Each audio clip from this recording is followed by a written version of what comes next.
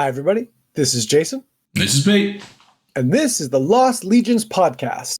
And today, we're going to talk to you about our top five Legion vehicles. Cool. That was my we couldn't actually afford effects, so that was that's it. I might edit it with like some tanks reverb rolling by or something. Yeah, screen shake and whatnot. Oh, hang on, wife. Yes. Excellent. I'm not going to explain what just happened. Carry on. Did you want to ask her what her top Legion vehicle was? Yes. She was going to come in with her list submission. We used to do this in Sons of Heresy, and then every time that my wife would come in and talk to us, we would actually just cut it out, and we would put it at the end of the show. So, like, I don't know if you want to do that. We could do. Then she came in with, my dog had we're going to talk about now. So my dog had destroyed his Christmas rubber duck that we got him. He just bit the nose off of it completely, and I thought he'd swallowed it.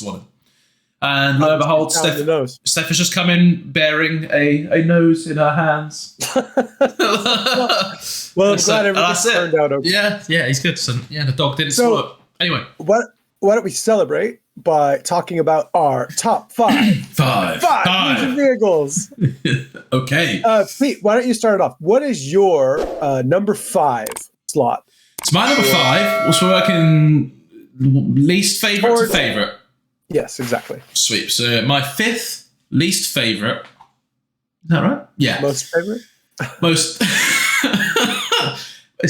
My 5th choice is the humble Rhino in all its little box of glory.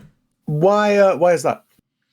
It's just perfect, man. It's like 35 points, can fit 12 Marines in it, can take a twin leap multi-mat if you need it, can searchlight shit for you if you need it to, I guess. Not that you should. Do you know what somebody pointed out to me, which I didn't realize, which you probably realize, is that I would take 12-man squads, and then I think it might have been you that pointed it out to me. It was us on a previous show, yeah. Oh, yeah, okay, good. And you have to actually, you can only take 10-man squads. Yeah. Yeah, and I was like, what? I was all mind blown. Yeah. Yeah, you only take 10-man squads, but 12 guys can fit in it. Yeah. So nostalgia-wise, they hit the button right as well. They're just cool, man. Perfect. Yeah, they're good. But they're the 5th best. I also think they're good when you slap a 25-point multi-multi on them too, right? And then they become this like box of doom. 30 points. 30 points. 30 points on a Rhino. Yeah. Ooh. 65 points. 65, then, right? Yeah. Wow. That's why you screw off that dozer blade. I ain't going 70-point Rhino. Anyway, cool. Yeah, that's mine. Yours? What's yours? My 5th choice, number 5, is Land Raider. Huh?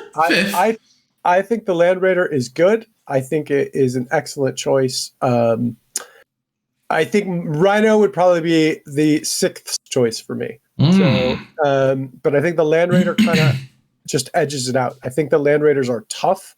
I think they're affordable when you look at Spartans. I think that I've seen people spam them and they're hard to deal with. However, they're not like ridiculous to crack. They can now take an extra las cannon, which means you can just leave them in the back as a bunker to just hose out firepower. And like having 5 las cannon shots come out from a Land Raider is pretty powerful. And that's what I experienced in my last list I was running. And it was a great little pillbox. It died in about half the games, but like it took some doing. Yeah. And Spitfire as well, right? Yeah. Oh yeah, and Spitfire on multiple targets. So yeah, I think that the Land Raider is a really good choice. Yeah. It actually, spoilers, hasn't made my top 5. Didn't even come in. You're not supposed to tell people. When I did that bit out later. Okay, so let's move to your number 4. Is the Land Raider? No, it is. My number 4 is... I just talked him into it. It's bigger brother, the Spartan. Ooh, and why is the Spartan number 4 on your list? So I was really... honestly, my brain was thinking about the Land Raider, and I thought, in literal juxtaposition for everything you've just said, the Spartan does everything the Land Raider could do, but better. It is more points. But And I love 20-man blob squads. I think that's probably why. I think, whatever I want to be transporting is going to be 20 men, or if it's going to be 10 guys, it's going to be the elite most guys, and I want them to be protected as well as possible.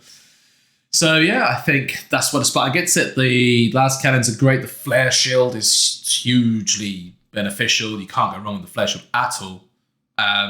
Yeah, that's pretty much it, man. Big old bus. So I'll move to my number 5, and that's the Sakaran Arcus.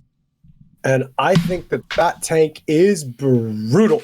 It's getting like 4 AP2 strength 8 shots. Like, it could take out characters, it could take out Terminators, it could take out vehicles. Like, it is just really, really good. And I've seen people run 2 squads of them, or 2 in a squad, and it's really hard to deal with. I don't think they're overly expensive. I think that they are not cheap.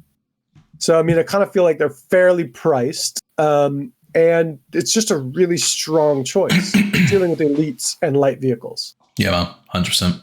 I think I've had them being used against me. It's just a strength 8 AP2 on them, on that turret weapon. It's so, was it 5 shots twin linked?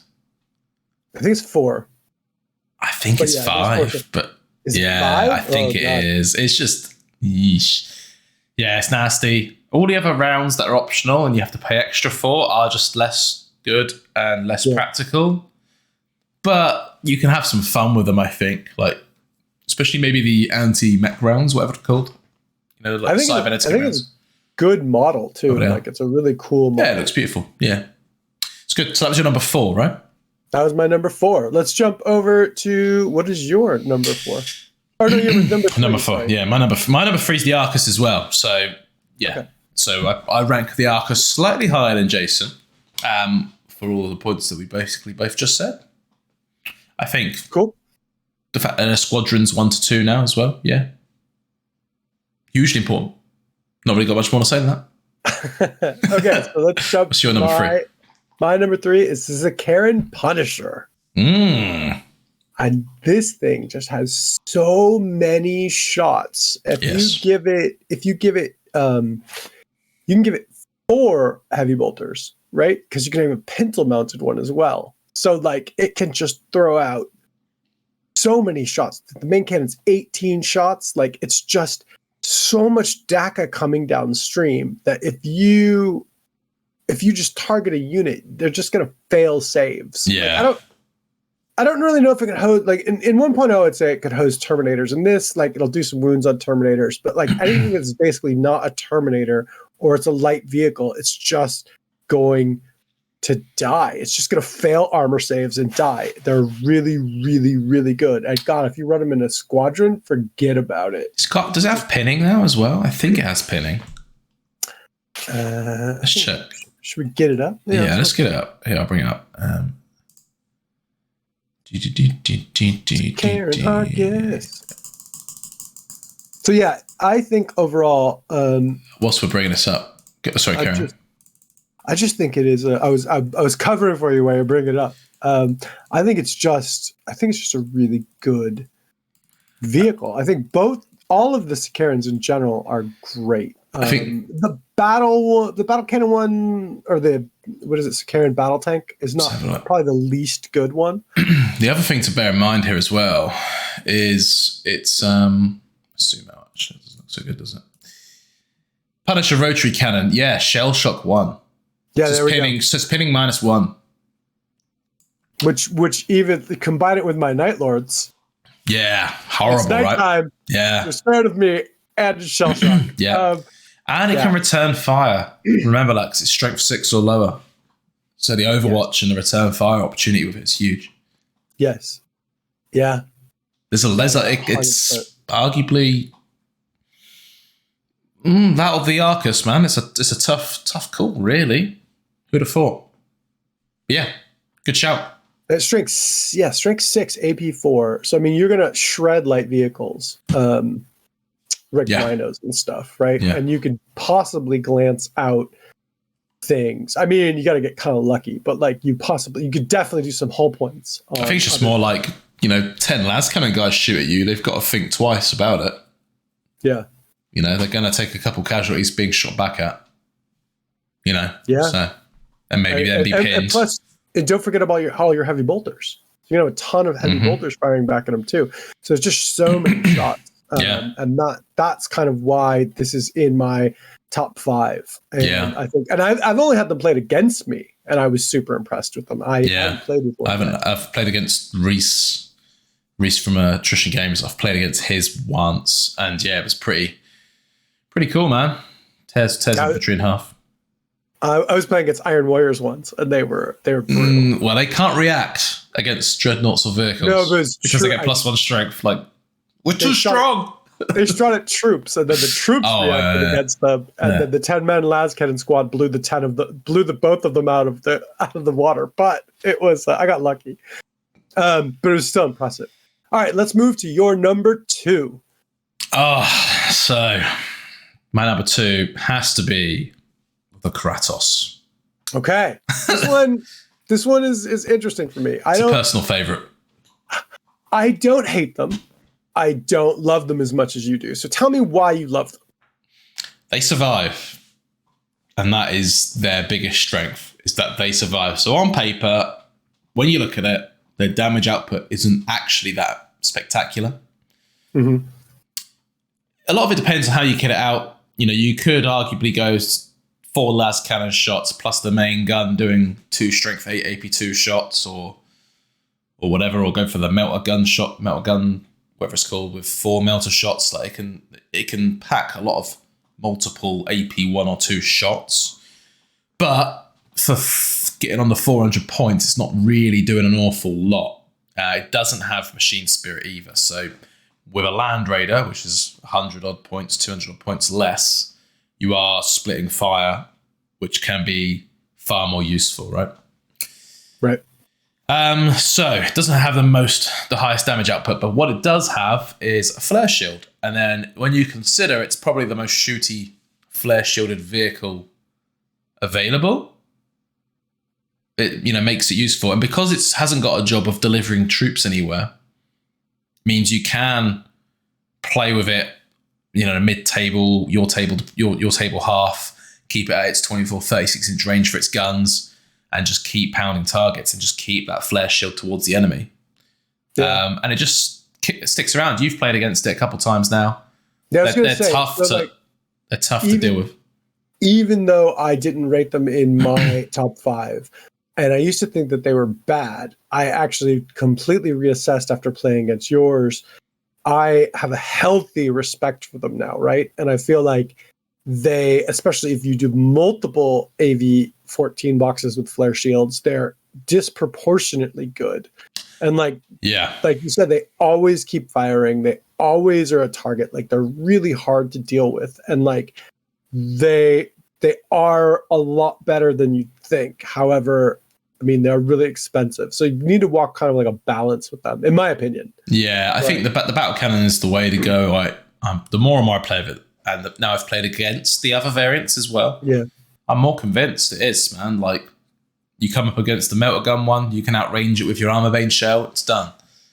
Do you want to run through the shells with them really quick, just in case? Yeah, cool. So we've got you've got strength 10, AP 1, armor bane, single shot flash burn shell, which is range 24. So you can go range 24 armor bane.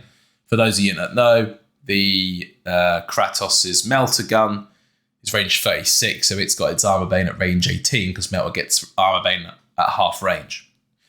So a melter Kratos can't even hurt you through its flare shield until it's within that 18 inches, whereas you can go straight through the flare shield of your opponent's one with your strength 10 armor bane. Strength 10 armor bane is nuts, really, right? I mean, strength 11 of Iron Warriors, right? Strength 11 armor bane is crazy.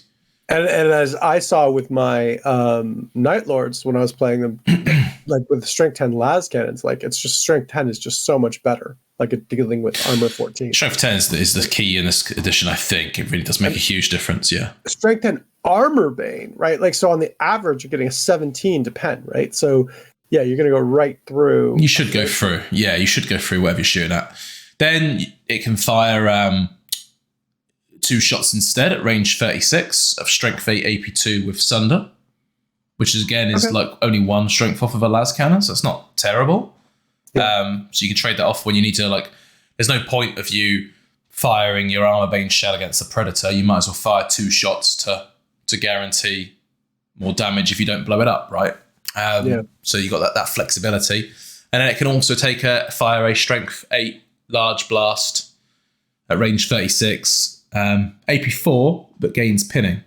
So again, surprisingly, you know, you'd argue the AP3, if it was AP3, it'd be better. But if you're shooting against, most people were running their infantry with some form of Artificer Man anyway, or Feel No Pain or whatever, right? They're going to be saving against your AP3 shots more than likely. So taking that strength 8 in there instead, get rid of that Feel No Pain bonus immediately.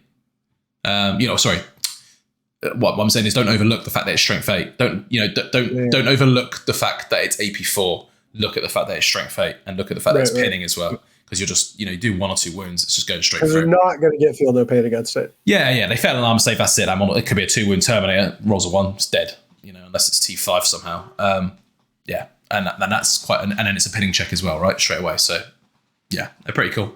I just really rate them. Let's jump over to my number 2. Number 2. Which is a Spartan. For a lot of the same reasons that Pete has sort of rated, I think that this is my number 2 because I've used them in a lot of lists, actually with my Space Wolf list, and I would do kind of the same thing Pete would do. I would just sit back, soak up fire, and I would bully other more vulnerable tanks with our las cannons. But the reason I rate them so much higher than like a Kratos or something is, A, you can take that extra las cannon now, which I haven't even done, but I would. Yeah. With my plastic ones, I would totally take that las cannon. I don't have a plastic one yet, spoilers. I don't have one built. Spoilers? Spoilers. Spoilers.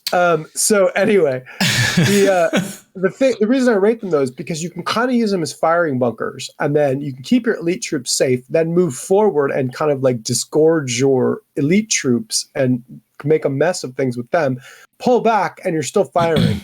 And I have not, they take a lot of killing, right? That unless they have something that can burst through it, like your Kratos. At that point, reassess. But if they're just glancing you, if they have only things that can glance you, you could just sit there and bully them with your las cannons. Yeah. Blow up all their predators and then advance. Yeah. Blow up their Arcus, then advance. And this is what I've done. And this is why I rate the Spartan so highly. Is it worth its points? Yes. Is it really expensive? Yes. It's expensive enough, in my opinion, you need to build your list around them. You can't take them willy-nilly. And this is why my Land Raider was my number 5, because I think you can just take a Land Raider. You don't need to build your list around it. It's cheap enough. But yeah, the Spartan, number 2. Great vehicle. Yeah. Over to you. What is your number 1? And maybe this will be not a shocker for anyone. I think it might be a joint number 1 potentially here. I don't know. We'll see, because neither of us have said it yet. The world famous, I'm trying to read, I don't know why I'm trying to read it. The Whirlwind Scorpius. Just a Scorpius now. The Legion Scorpius. Holy moly. If that is a one-trick pony that absolutely decisively tears things in half.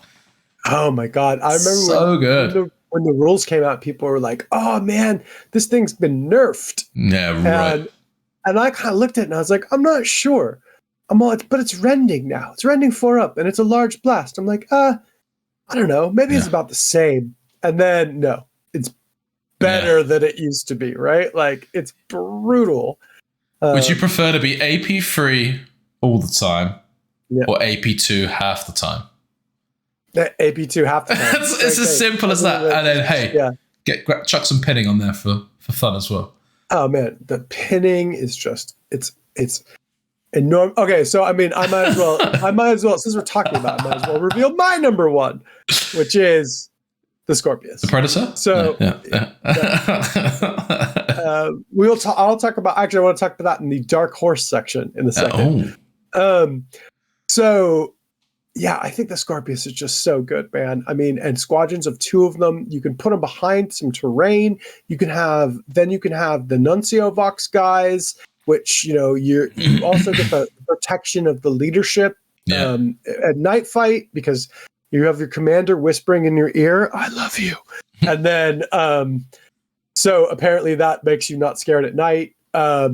They're just so good. And the rerolling the scatters from I will actually, there is something that needs to be FAQ'd. During night fight. Oh yeah, I know what you're gonna say. If you have a Nuncio box spotting for your Scorpius, the rules are you have a full scatter during night fight. But the rules for Nuncio boxes are you can re-roll your scatters. So what do you do? Yeah. Like, so it's not it's not specific to Scorpius. Yeah. So it's barrage, successful hits from barrage weapons outside of 24 during night fight must be re-rolled, right? Successful hits. Yeah. But a Nuncio Vox allows you to twin link blast weapons. Yeah. So you can re-roll fails, but you must also re-roll hits. So what do you do? Me and Ian just cancel it out. Yeah, that's what everybody like, it's so stupid. Just like, it's an oversight. You're right. Disney FAQ. It just is an FAQ. It is a decision, because I think the 2 of them kind of conflict. But besides that, I think that it is amazing. And the rules are really good. And that's why it was my number 1. Okay, so my dark horse section, this is what I wanted to bring up. I think Predators are a dark horse in this whole thing. But the reason that they're not in my top 5 at all is that they explode like tissue paper now that land las cannons have Sunder. Yeah. They just die. But they're so versatile and relatively cheap depending. You can just take a bunch of them. The conversion beamer ones can sit in a corner and just do a number on things. I wouldn't count them out, but also I don't know if I'd depend on them.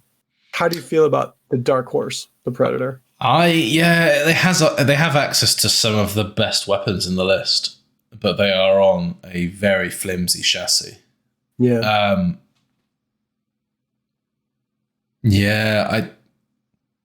But they are also cheap. Yep. I don't know, man. Maybe they're worth starting in reserve. Can you start anything in reserve still? Yeah, I think yes. Yeah. Yeah, I don't. I would literally don't know. We have to double check. I don't think because it might just be worth just driving them on and definitely getting shots off rather than not getting the shoot and just having them being popped apart turn 1.